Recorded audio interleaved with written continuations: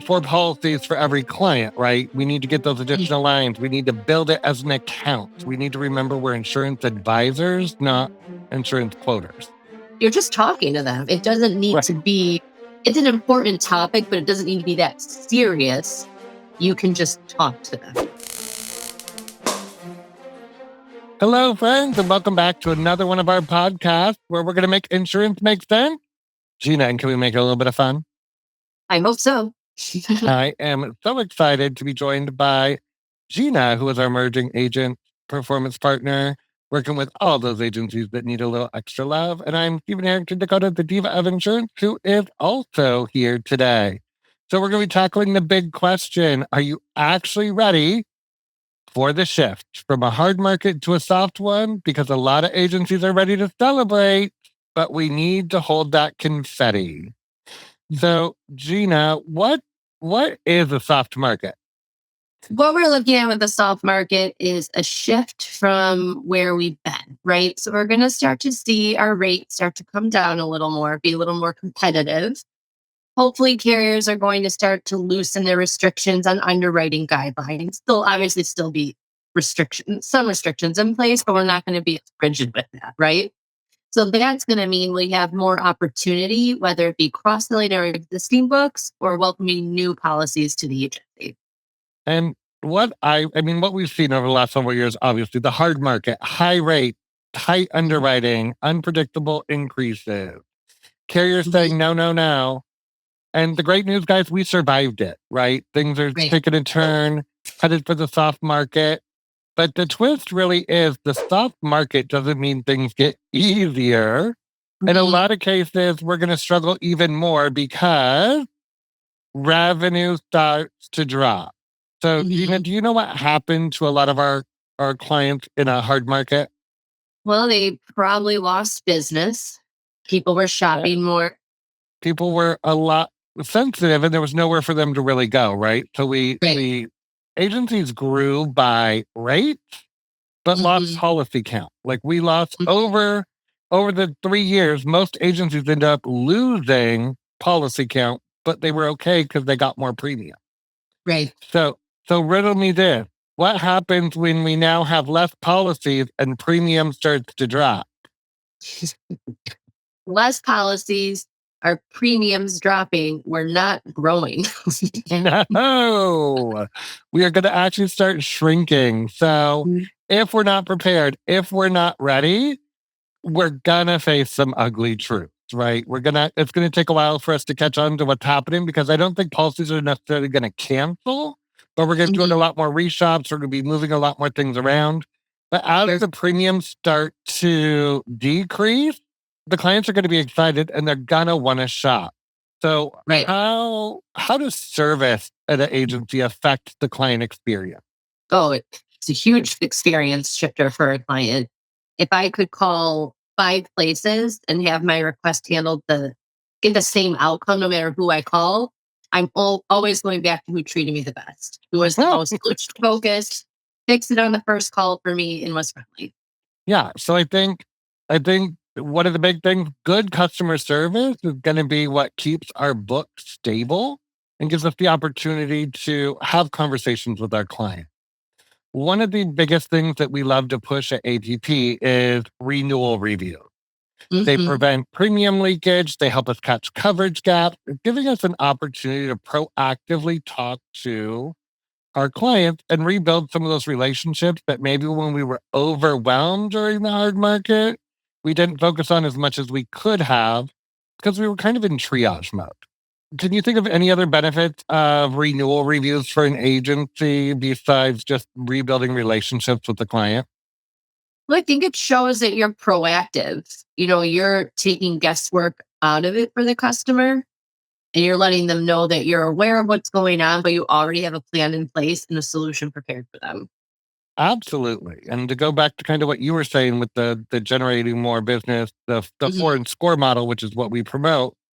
4 policies for every client, right? We need to get those additional lines. We need to build it as an account. We need to remember we're insurance advisors, not insurance quoters. Right. And I think that some of these reviews also help us get to that cross-selling and coverage improvement Mhm. I also think it's going to help us attract higher premium clients Right. because as the market starts to shift, even clients who are happy where they were or paid the rate are going to be looking for a little bit of relief. Mhm. So we have to become super insurance nerdy and get to know our coverage. We have to understand how to explain it. We need confidence in our team.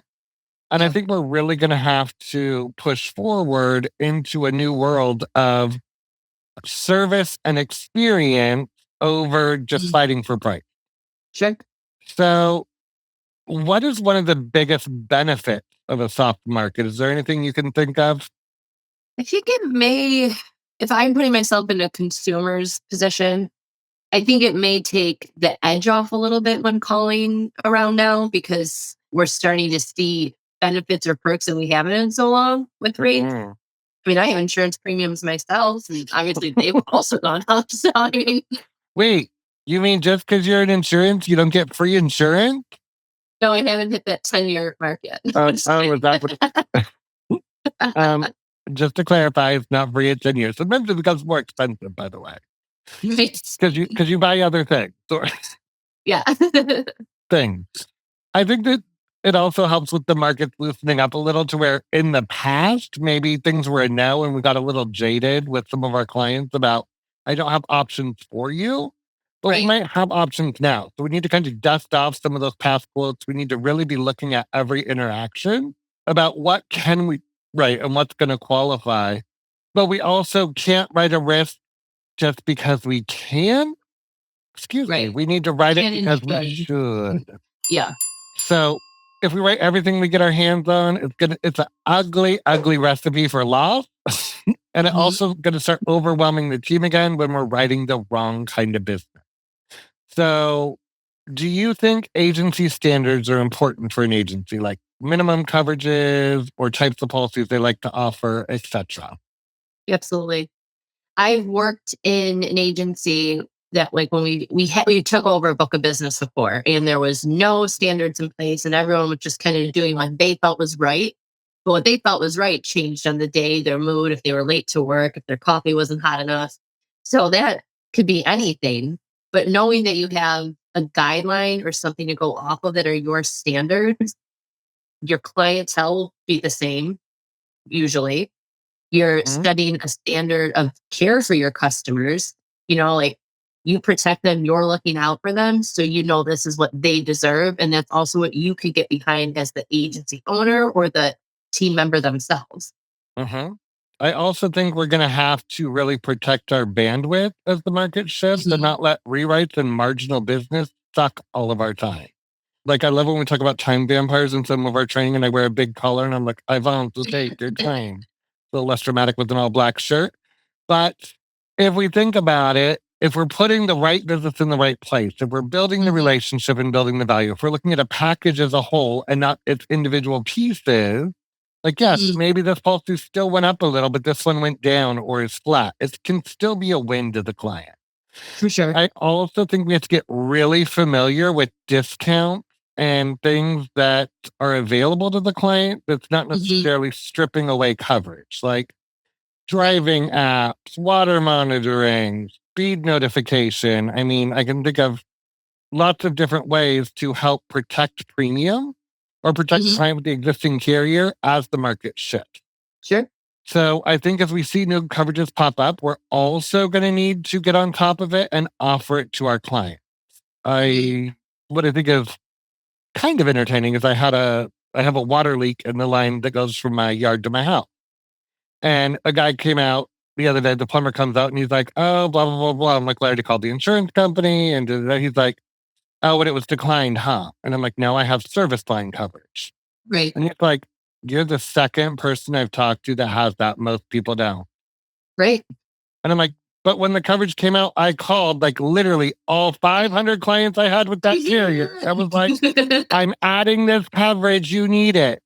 Right. He's like, "It's only like $50 a year." I'm like, "Shut up. Are you psychic?" Because yes, like for my carrier, it was Mhm. $50 a year. And Yeah. he's like, "Right." And it's like, I'm handing you a quote for $11,000 right now. I'm like, and it may not cover all of it, but it's going to cover most of it.